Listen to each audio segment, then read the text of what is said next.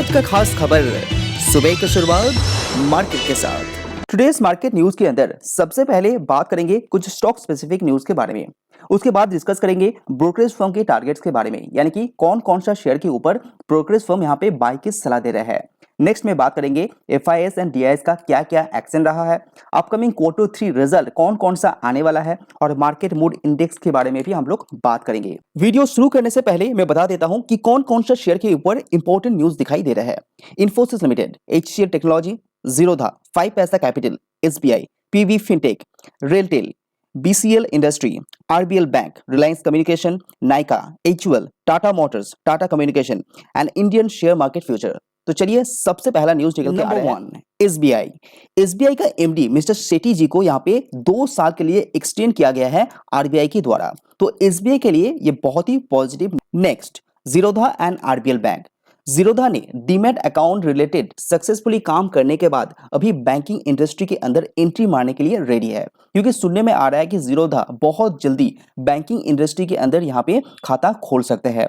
हाल ही में जीरोधा ने RBL bank के अंदर जो हिस्सेदारी है वो 1.26% का यहाँ पे स्टेक खरीदा गया है। तो टोटल शेयर की बात करें तो 75 लाख से भी ज्यादा शेयर आरबीएल बैंक का जीरोधा के पास यहाँ पे मौजूद है।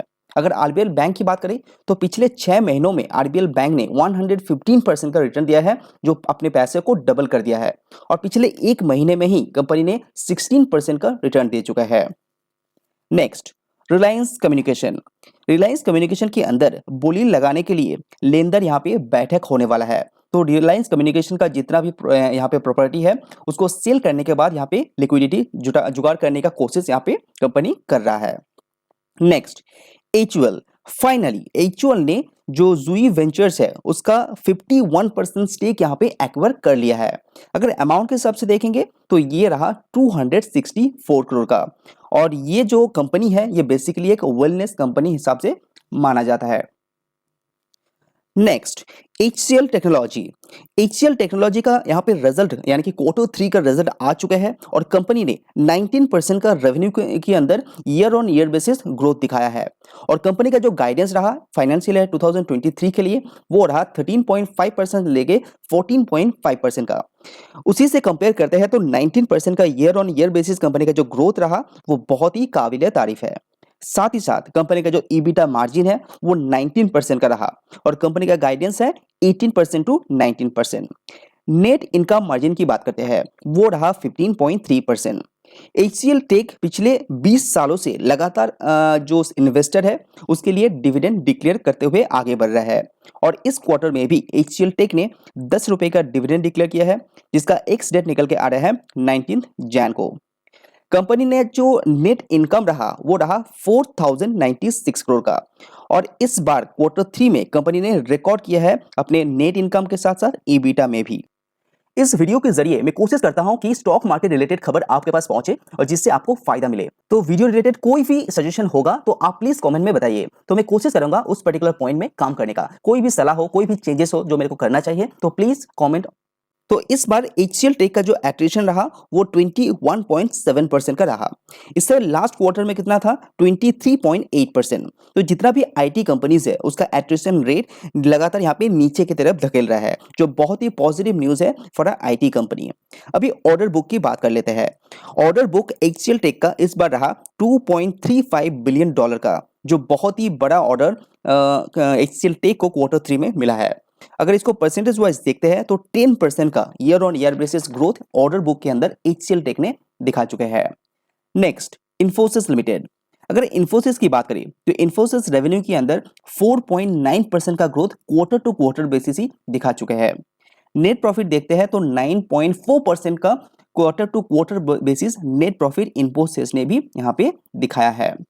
मार्जिन की बात कर लेते हैं तो इस बार जो कंपनी का मार्जिन रहा वो 21.5% का रहा, लेकिन जो लास्ट क्वार्टर में था वो 21.55% का था। तो यहाँ पे स्लाइटली ड्रॉप आपको यहाँ पे भी फेस करना पड़ रहा है। ऑर्डर बुक की बात कर लेते हैं। इन्फोसिस लिमिटेड के पास $3.3 बिलियन का यहाँ पे ऑर्डर बुक यहाँ पे Q3 में मिला है।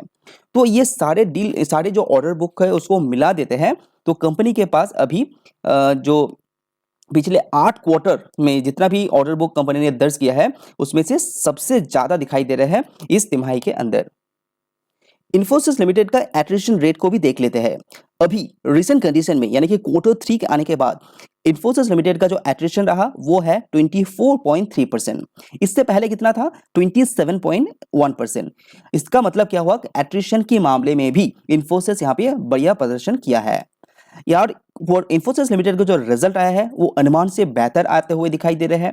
और एक्सपेक्टेशन की बात करते हैं यानी कि आगे आने वाले सालों के अंदर कैसा रहेगा, तो फाइनेंशियल 2023 के लिए इन्फोसिस लिमिटेड का कहना है कि कंपनी का जो रेवेन्यू है वो 16 से लेके 16.5% का ग्रोथ दिखा सकता है।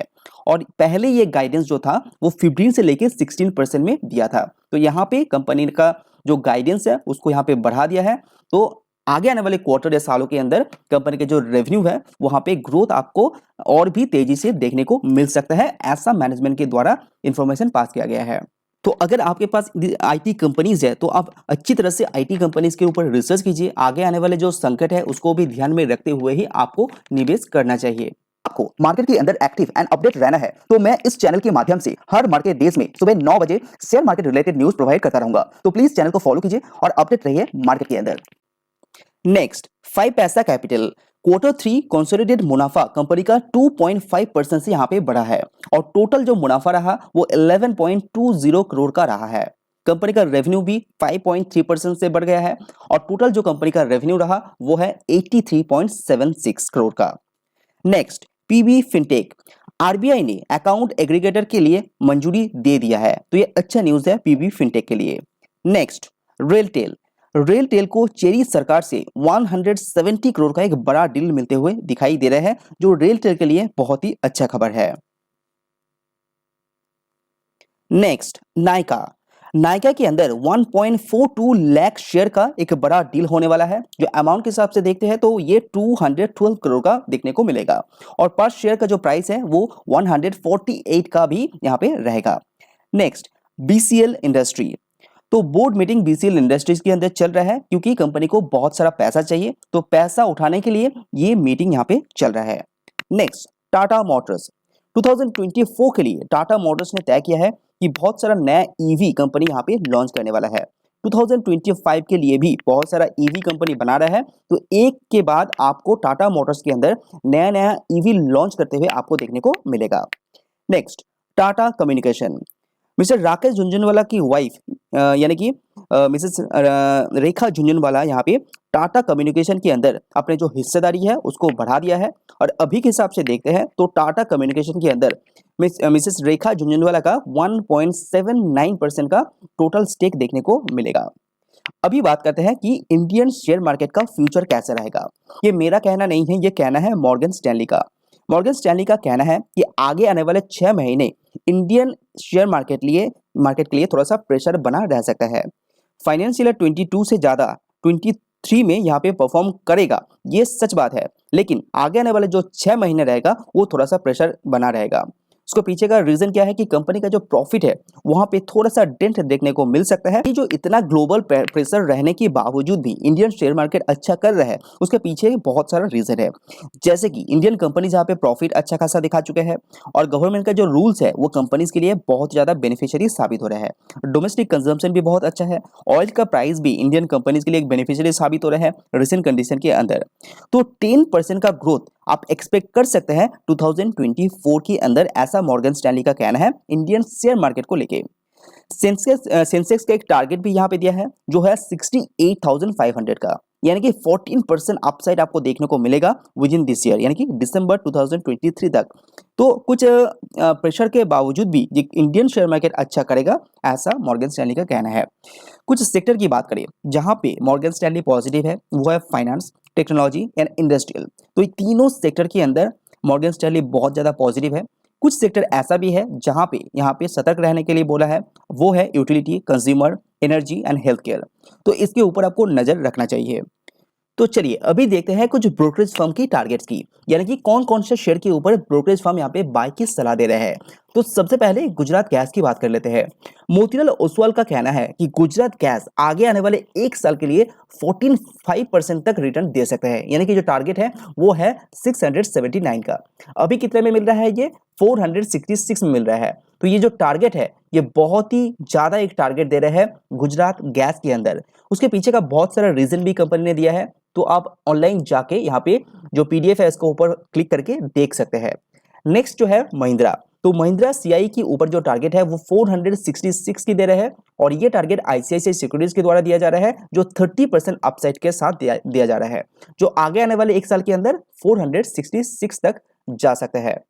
अगर एफआईएस एंड डीआईएस का एक्शन की बात करें तो आपका 12 जैन 2023 में एफआईएस एंड एपीआई दोनों मिलके यहाँ पे फिर से नेट सेल किया है।